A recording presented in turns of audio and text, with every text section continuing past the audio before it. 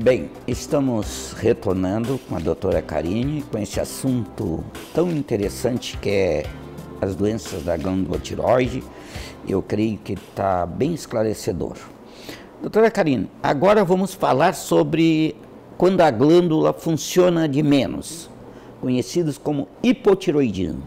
O que o paciente apresenta? Então, o hipotireoidismo, ele é a deficiência hormonal do hormônio da tireoide. É muito importante que seja bem tratado, adequadamente tratado. Esses pacientes, o que eles vão apresentar? Os sintomas são sintomas talvez um pouco difíceis desse paciente perceber no dia a dia, quando é inicial. Por quê? Porque é aquele paciente que não consegue perder peso ou que tem um ganho de peso pequeno, 2 a 3 quilos, não é muito mais do que isso. É aquele paciente que percebe a perna um pouquinho inchada, esse edema nas pernas, no rosto também pode aparecer um edema, a pele bem seca, o cabelo começa a cair um pouco mais, essa unha bem fraca, bastante sonolência durante o dia, paciente que percebe que está mais cansado, mesmo apesar de ter feito um bom sono à noite, mesmo assim ele tem uma sonolência diurna. Esses são os principais sintomas do paciente com hipotireoidismo. Então é aquele metabolismo mais lentificado. Pode ter alteração de hábito intestinal também, tendo um pouco mais de constipação, aquele paciente que fica 2, 3 dias sem conseguir evacuar, aquele paciente que tem alteração de menstruação, do ciclo menstrual também pode ficar sem menstruar alguns meses, isso também pode acabar afetando. E é muito importante a gente lembrar das pacientes que querem engravidar. Mulheres que estão tentando engravidar e às vezes há 2, 3 anos estão com dificuldade para engravidar. É muito importante que faça exames laboratoriais em relação à tireoide, que pode estar alterado esse exame hormonal e essa deficiência do hormônio pode estar atrapalhando para conseguir ter uma gestação adequada. Abortos de repetição também devem ser investigados com os hormônios tireoidianos, que são muito importantes. Atualmente é uma abordagem que é feita pela ginecologia hoje, pensando em fertilidade. Então, isso também é muito importante. As pacientes que estão na gestação devem ser feito o rastreio com o exame laboratorial, que é o TSH, que é o hormônio tireoidiano, no primeiro trimestre de gestação já, no início, para que não tenha nenhum problema futuro para esse feto. Uma pergunta. O hipotireoidismo leva o paciente a ganhar peso, a engordar? Isso é verdade ou não? Mais ou menos. Isso. Pode ganhar peso, pouco peso. Não vamos dizer que esse paciente ganhe 10 quilos. 2 a 3 quilos esse paciente pode ganhar, não muito. Talvez seja mais uma dificuldade em perder peso, por esse metabolismo um pouco mais lentificado. Mas não podemos culpar a tireoide por esse aumento de peso exagerado.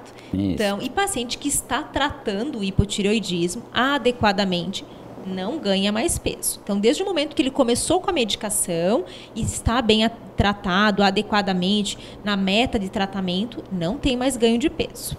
Ótimo. Eu acho que é muito importante a gente falar um pouquinho, porque o hipotireoidismo pode levar à depressão, né? Pode. É um dos fatores que pode ocorrer. Uma pessoa pode ter depressão por hipotireoidismo, né? Pode. E esses sintomas, às vezes, acabam sendo confundidos pelos pacientes e até mesmo pelos médicos. Porque alguns pacientes têm sintomas depressivos, às vezes são pacientes mais idosos, e não é realizado nenhum exame dessa tireoide. E pode estar alterado, ter uma deficiência hormonal, que é o que chamamos de hipotireoidismo, e esse paciente ter sintomas depressivos. E os outros sintomas estão passando despercebidos, que é esse ganho de peso, às vezes é uma pequena quantidade de peso, essa sonolência, pacientes mais idosos já dormem um pouco mais, às vezes durante o dia, e a família acaba que não percebe. Mas a depressão é um sintoma relacionado ao hipotireoidismo, temos que ficar bem alerta, sim, principalmente nos idosos. É por isso que é importante esse esclarecimento. Antes de começar qualquer tratamento na depressão, é bom verificar a função da glândula tireoide, ver se na realidade está funcionando bem, né? Bem, como o programa já está indo rápido, né? O assunto, quando é interessante, vai rápido. Nós vamos entrar agora em outra parte da glândula tireoide, que são os nódulos, os tumores. O que poderia nos falar sobre isso? A glândula tireoide é sede de nódulo, de tumor, de câncer ou não? Então, a glândula tireoide pode ter nódulos, sim. Eles são muito comuns, os nódulos de tireoide. Isso tem que ficar bem claro. Então, não existe uma preocupação tão grande quando se vê um nódulo de tireoide. Primeiro, temos que lembrar que eles são muito comuns na população, principalmente nas mulheres mais idosas e até mesmo nas crianças. Aí nós temos que sempre lembrar que existe um exame que é muito importante no nódulo de tireoide. É ele que vai nos dizer se esse nódulo tem risco de malignidade ou não. Esse exame é o ultrassom da tireoide. O ultrassom, então, hoje, atualmente, ele é o melhor exame, o mais específico para nos dizer se esse nódulo ou nódulos tem risco para ser algo relacionado a câncer ou se tem risco de malignidade. E aí o ultrassom, o que ele vai nos mostrar? As características desse nódulo. Vai nos dizer o tamanho desse nódulo, se ele tem, qual é a forma dele, se ele tem calcificações, as microcalcificações, como que está localizado o fluxo desse nódulo. Isso tudo é muito importante. Então, as características do ultrassom, atualmente, são mandatórias para a gente ter ideia do risco de malignidade desse nódulo. O tamanho do nódulo atualmente é bem importante, pensando em qual conduta vamos tomar, se nós vamos apenas observar esse nódulo com um novo ultrassom a cada 6 meses ou 1 ano, depende de cada paciente, ou se nós vamos ter que fazer alguma outra conduta, que pode ser uma biópsia, uma punção, com uma agulha fina, realizada com ultrassom também, que é o exame que vai nos dizer se é maligno ou não. Então, inicialmente, os nódulos, temos que lembrar que as mulheres são mais acometidas, mas quando os homens são acometidos, existe um risco maior de malignidade. Até mesmo 2 a 3 vezes maior o risco de malignidade quando é visto um nódulo em homem. Lembrar também que pacientes que já tenham algum fator de risco para nódulos ou para câncer de tireoide, que é aquele paciente que fez alguma irradiação de cabeça e pescoço previamente, ele tem maior risco para malignidade, para nódulos de tireoide. Pacientes com história familiar, algum familiar que tenha desenvolvido um câncer de tireoide, principalmente o tipo medular, tem maior risco de seus outros familiares vir a ter algum nódulo que seja maligno nessa tireoide. E também lembrar de outras causas que podem acabar acometendo, que são os pacientes com bócio, também tem um risco maior para malignidade.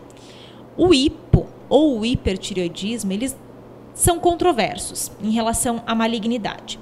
Então, ter uma deficiência hormonal nem sempre aumenta o risco de vir a ter um câncer de tireoide. Mas os nódulos, eles sempre devem ser investigados. Sempre por um médico, que deve palpar esse pescoço desse paciente, essa tireoide, realizar, se necessário, um ultrassom e depois do ultrassom, se for necessário, a biópsia, que é onde a gente vai ter certeza se é benigno ou maligno. Muito importante. Eu acho que tu trocasse num assunto que eu considero fundamental.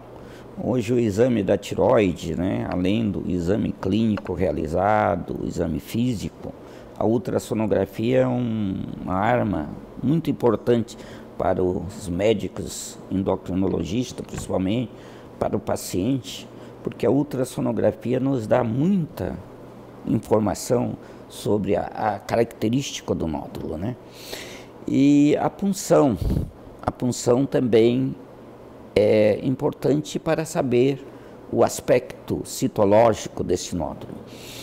Muito importante. E qual é a conduta em um paciente que é portador de um nódulo? Se esse nódulo for benigno ou se o nódulo for maligno, qual é a conduta mais adequada? Então, sempre lembrar que todo nódulo de tireoide foi investigado com ultrassom. Realizada uma biópsia ou punção, nós temos que ver o resultado dessa biópsia. Se for benigno, nós vamos apenas acompanhar esse paciente. Pode ser com ultrassom, depende da classificação que esse paciente ficou, conforme a punção realizada. Então, dependendo da classificação, será feito um ultrassom anual ou a cada 6 meses ou a cada 2 anos, dependendo da indicação de cada paciente. Se for um nódulo maligno, também vamos seguir a classificação para ver se há necessidade de fazer uma tireoidectomia, que é a retirada da tireoide, total ou não. E aí é o cirurgião que vai tomar essa decisão, o cirurgião de cabeça e pescoço que vai avaliar esse paciente e provavelmente vai ser realizado a tireoidectomia, que é a retirada da glândula da tireoide. E aí sim, se necessário, após a tireoidectomia, que é a cirurgia da tireoide, essa retirada se necessário, vai ser realizado uma aplicação de iodo radioativo, se ainda tiver algum remanescente ainda de resquícios de tecido tireoidiano que tenha ficado após a cirurgia.